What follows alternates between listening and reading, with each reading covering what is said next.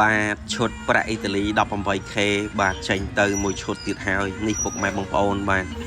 ប្រាក់អ៊ីតាលី 18K ហ្នឹងហេតុអីបានពុកម៉ែបងប្អូនសួរថាហេតុអីបានគេចូលចិត្តស្របម៉េះបាទទី1ដោយផ្លាទីនសទី2ស័ក្តិសមនឹងវត្ថុស័ក្តិសិទ្ធិរបស់ពុកម៉ែបងប្អូនបាទពាក់ទៅ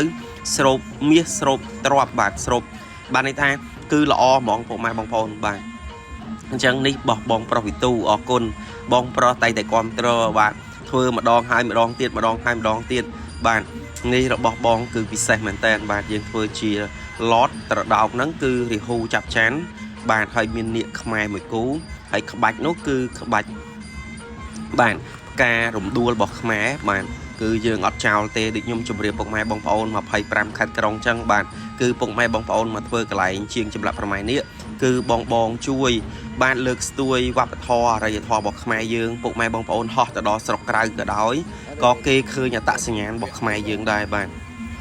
អញ្ចឹងអរគុណសម្រាប់បងនៅនីសមុទ្រនិងបងនៅតាមបណ្ដាខេត្ត25ខេត្តក្រុងតែងតែគ្រប់គ្រងនៅ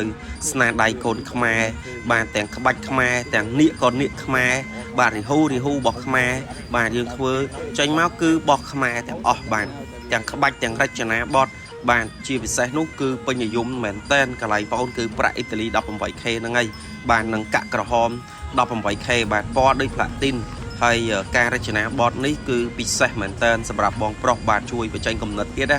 ជាងដាក់រាហូមួយទៀតស្អាតហើយបាទអរគុណបងវិទូដែលតែងតែគ្រប់គ្រងនិងផ្ដល់ជាគំនិតយោបល់មកដល់ខាងប្អូនបាទអរគុណមែនតើសម្រាប់ការជួយ like share នៅវីដេអូមួយនេះបាទខ្ញុំបានសូមអរគុណសូមជម្រាបលាបាទ